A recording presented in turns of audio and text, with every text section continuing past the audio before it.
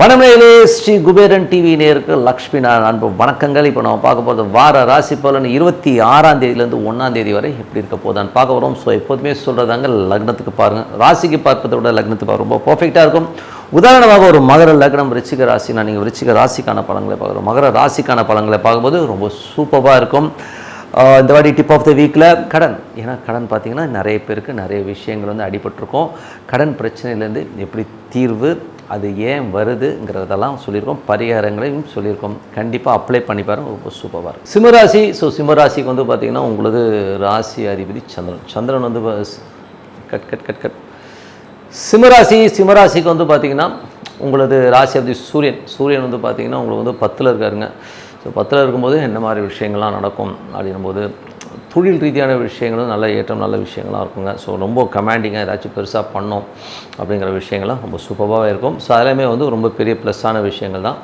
அதுக்கப்புறம் பார்க்கும்போது உங்களுக்கு 2ஆம் அதிபதி, 2ங்கிற குடும்பம் சம்மந்தமான விஷயம், தன வரவு சம்மந்தமான விஷயங்களே சொல்லும். ஸோ அது வந்து புதன். ஸோ புதன் வந்து பார்த்தீங்கன்னா 2 11ஆம் அதிபதி உங்களுக்கு வந்து 10ல் இருக்கும்போது கொஞ்சம் நிறைய சிரமப்பட்டு ஒரு சில விஷயங்கள் நடக்கிற மாதிரி விஷயங்கள் நடக்கும். வருமானங்கள்லாம் வர மாதிரி இருந்தாலும் கொஞ்சம் ஸ்லோவாக வருதோ, கொஞ்சம் தேக்கம் அடைஞ்ச மாதிரி ஒரு ஃபீலே கண்டிப்பாக வரும். ஒரு வாரத்துக்கு தான், அதுக்கப்புறம் எல்லாமே ஃப்ரீயாகிடுங்க. அதுக்கப்புறம் 3ஆம் அதிபதிங்கிறது வந்து பார்த்திங்கன்னா உங்களுக்கு முயற்சி ஸ்தானம், இளைய சகோதர சம்மந்தமான விஷயங்கள், கம்யூனிகேஷன் துறையை சொல்கிற ஒரு விஷயங்கள். ஸோ 3ஆம் அதிபதி வந்து பார்த்திங்கன்னா உங்களுக்கு சுக்கரன் வந்து இப்போ வந்து 8ல் இருக்கும்போது கவனமாக இருக்கணும். ஏன்னா 3 8ங்கிறது ரொம்ப ரொம்ப கவனமாக இருக்கணும். தேவையில்லாத ஒரு கமிட்மெண்ட், தேவையில்லாத ஒரு மன உளைச்சல், கற்பனையிலேயே வந்து தவறான ஒரு முடிவு எடுக்கிறது, கற்பனையிலே வந்து இல்யூஷன்லேயே போய் இப்படி ஆகிடும் அப்படி ஆகிடும் ரொம்ப பயப்படுறது, இந்த மாதிரி விஷயங்கள்லாம் இருக்கும். ரொம்ப ரொம்ப கவனமாக இருக்கணுங்க. ஸோ அதனால் கொஞ்சம் டாக்குமெண்ட்டோ அக்ரிமெண்ட்டோ இந்த செக் லீஃபு கையெழுத்து போட்டு கொடுக்குறது இதெல்லாமே வந்து ரொம்ப கேர்ஃபுல்லாக இருக்கணும். ஸோ அந்த மாதிரி விஷயங்கள் ரொம்ப கவனமாக இருக்குது, ரொம்ப ரொம்ப நல்லது. அதுக்கப்புறம் அவங்க வந்து 4ஆம் இடம்ன்றது வந்து பார்த்திங்கன்னா வீடு மனை சம்மந்தமான விஷயங்கள், தாயார் சம்மந்தமான விஷயங்கள். 4ஆம் அதிபதியான செவ்வாய் வந்து 12ல் இருக்கும்போது வீடு சம்மந்தமான விஷயங்களில் வந்து கொஞ்சம் வந்து அலைச்சல்களோ கொஞ்சம் மன உளைச்சலோ இருக்கும். அம்மாவுடைய விஷயங்கள் வந்து பின்னாடி அம்மாவும் அப்பாவும் ஏதோ ஏடாவிடமாக பேசுகிறாங்க, என்ன தப்பாக பேசுகிறாங்கிற எண்ணங்களை கண்டிப்பாக ஏற்படுத்தும். ஸோ ஜூன் 10 வரை இதெல்லாம் கண்டுக்காமல் இருக்கிறது தான் ரொம்ப நல்லது. மன உளைச்சல் கண்டிப்பாக இருக்கும். ஸோ வண்டி வாகனம் ஓட்டும் போதும் வண்டினால் வந்து சின்ன சின்ன செலவுகள் இருக்கும். அதனால் வந்து நடாது இது வேறு செலவு வச்சுச்சுங்கிற எண்ணங்கள் இருக்கும். கொஞ்சம் கவனமாக பார்த்துக்குங்க. 5. ஸோ 5ஆம் அதிபதிங்கிறது வந்து குழந்தைகள் சம்மந்தமான விஷயங்கள், பூர்வீக சம்மந்தமான விஷயங்களை சொல்லும். ஸோ ஆன்மீக சம்மந்தமான விஷயங்களும் கண்டிப்பாக சொல்லுங்கள். 5ல் வரல குரு வந்து பார்த்திங்கன்னா இப்போ உங்களுக்கு 11ல் இருக்கும்போது நல்ல லாபங்கள் இருப்பார். குழந்தை இல்லாதவர்களுக்கு இப்போ குழந்தை பிறக்கிறதுக்கான வாய்ப்பெல்லாம் ரொம்ப நல்லா இருக்குது. குழந்தைகளோட லெவல் நல்ல பெரிய லெவலில் முன்னேறதுக்கான வாய்ப்பெல்லாம் ரொம்ப நல்லா இருக்குது. ஸோ எல்லாமே வந்து கலைஞர்களுக்கு வந்து ஒரு பெரிய பொன்னான நாள், நல்ல பெரிய லெவலில் நமக்கு லாபம் வர்றதுக்கான வாய்ப்பாக இருக்குது. நடிகர்கள், நல்ல கலைத்துறையில் இருக்கிறவங்க பெரிய லாபங்கள் கண்டிப்பாக இருக்கும். 6ஆம் அதிபதியான சனி. ஸோ 6ஆம் அதிபதியான சனி வந்து பார்த்திங்கன்னா உங்களுக்கு வந்து இப்போ இருக்கிறது வந்து 8ல் இருக்குது. ஸோ வேலையில் ரொம்ப ரொம்ப கவனமாக இருக்கணுங்க. ஸோ அது வந்து பார்த்திங்கன்னா வேலையில் வந்து நமக்கு தேவையில்லாத ஒரு மன உளைச்சலோ ஒரு டென்ஷனோ ரொம்ப இருக்கும். ஸோ கொஞ்சம் கவனமாக இருக்கிறது ரொம்ப ரொம்ப அவசியம். ஏன்னா அதே மாதிரி கடன் சம்மந்தமான விஷயங்களையும் உடல் சம்மந்தமான விஷயம் ரொம்ப ரொம்ப கவனம் தேவை. இதில் வந்து சனி வந்து உத்திரட்டாதியில் ரொம்ப பலமாக இருக்கிறதுனால கொஞ்சம் எதையுமே கேர்லெஸ்ஸாக எடுக்காமல் நாளைக்கு டாக்டர்கிட்ட போய்க்கலாம், நாளைக்கு கடன் வாங்கிட்ட போய் சொல்லலாம் அப்படிலாம் தோணும். அதெல்லாம் இந்தியா தான்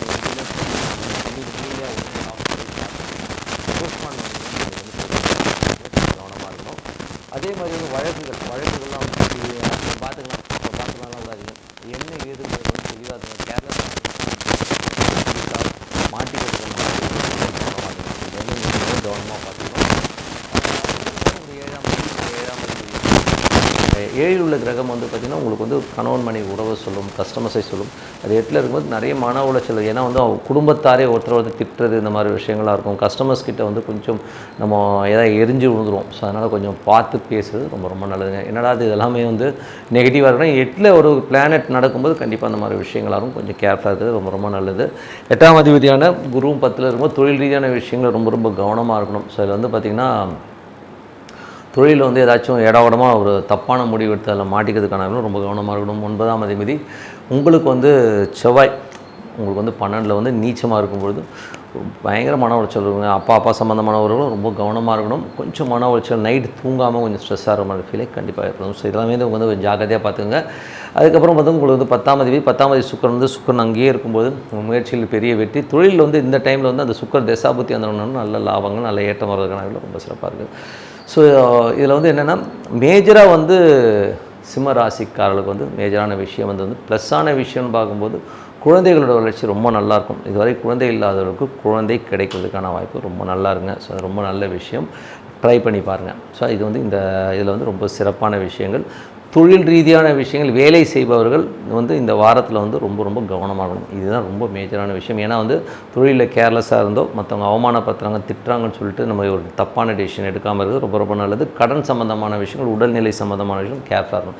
இதுதான் வந்து மேஜரான டிப்புங்க. ஸோ அதனால் வந்து ரொம்ப பார்த்துங்க. இப்போ பார்க்க போகிறது டிப் ஆஃப் த வீக்கு மறக்காம பாருங்கள் நெக்ஸ்ட் வரது tip of the week. So tip of the வீக்கில் இப்போ நம்ம பார்க்க போகிறது கடன் தீர இன்ன வழி.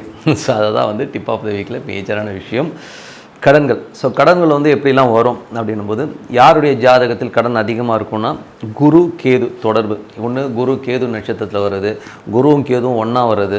ஸோ இந்த மாதிரி விஷயங்கள் இருக்கவங்க ஸோ இவங்களுக்கு வந்து ஒன்று கடன் வரும், இல்லைன்னா புத்திர தோஷங்களையும் புத்திரத்தினால் ஒரு டென்ஷனையும் உருவாக்கும். சில பேர் குழந்தை இருக்காது, ட்ரீட்மெண்ட்டாக தான் குழந்தை போகும், அந்த மாதிரி விஷயங்கள்.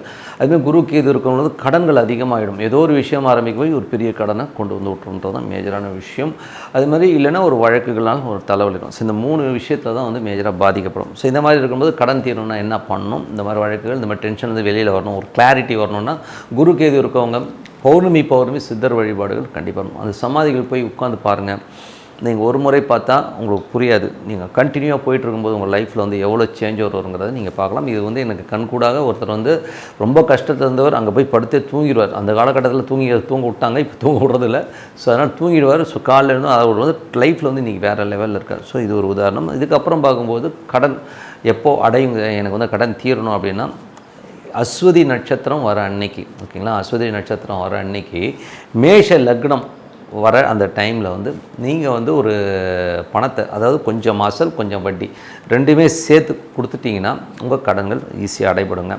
ஸோ அதுக்கப்புறம் அனுஷ நட்சத்திரம் வர நாள். ஸோ ஒரு அனுஷ நட்சத்திரம் வருதுன்னு வச்சுக்கோமே. ஸோ அந்த அனுஷ நட்சத்திரம் வர நாளும் விருச்சிக லக்னமும் வர அந்த நாள் அன்றைக்கி நீங்கள் வந்து ஒரு பார்ட், அதாவது ஒரு அசல் ப்ளஸ் வட்டி, ஓகேங்களா, ரெண்டுமே சேர்த்து அதை அடைங்க. அந்த காலகட்டத்தில் அடைச்சிட்டிங்கன்னா அந்த கடன் வந்து கடன் உங்களுக்கு வந்து அடையப்படுங்க. ஸோ அது வந்து ரொம்ப சூப்பராக ஒர்க் ஆகும். அது வந்து பண்ணி பாருங்கள், அது ரொம்ப நல்லாயிருக்கும். அதுக்கப்புறம் பார்க்கும்போது செவ்வாய்க்கிழமை செவ்வாய் ஓரையில் வந்து ஒரு கடன், அதாவது ஒரு அசல் ப்ளஸ் வட்டி ரெண்டுமே சேர்த்து கட்டிட்டிங்கன்னா அந்த கடன் அடைபடுங்க. ஸோ இதில் வந்து பார்த்திங்கன்னா டாப் 3 ரொம்ப சூப்பராக வேலை செய்யும். குரு கேதுவாக இருக்கட்டும். குரு கேதுனா ஒரு பிறவியில் வர இந்த கர்மா வந்து அழிகிறது. சித்தர் சமாதி வழிபாடு ரொம்ப சூப்பராக இருக்கும். அதே மாதிரி மற்ற அந்த அஸ்வதி நட்சத்திரம் மேஷ லக்னத்தில் போகும்போதும் சரி, அனுஷ நட்சத்திரம் வர காலகட்டத்தில் ரிச்சிக லக்னத்துலையும் சரி, இந்த கடனை அடைக்கும் போது பெரிய லெவலில் வந்து அந்த கடன் தீர்ந்து ஒரு ரிலீஃபை கண்டிப்பாக கொடுக்குங்க. அது மட்டும் இல்லாமல் செவ்வாய் கிழமைகளில் வர செவ்வாய் ஓரையில் வந்து நீங்கள் ஒரு கடன் அடைச்சினா அதுவும் வந்து கிளியர் ஆகுங்க. இது கண்டிப்பாக அப்ளை பண்ண பாருங்கள். 100% சூப்பராக ஒர்க் ஆகும். நீங்கள் அப்ளை பண்ணிட்டு இப்போ சொல்லுங்கள், சூப்பராக இருக்கும். சார் உங்களது விடைபெறுவது உங்கள் லக்ஷ்மி நாராயணன். ஸோ நன்றி, வணக்கம். ஸ்ரீ குபேரன் டிவியை பார்த்தமைக்கு நன்றிகள். மேலும் இது போன்ற தகவல்களை தெரிந்து கொள்ள ஸ்ரீ குபேரன் டிவியை சப்ஸ்கிரைப் செய்யுங்கள். மறக்காமல் பெல் ஐக்கானை கிளிக் செய்யுங்கள்.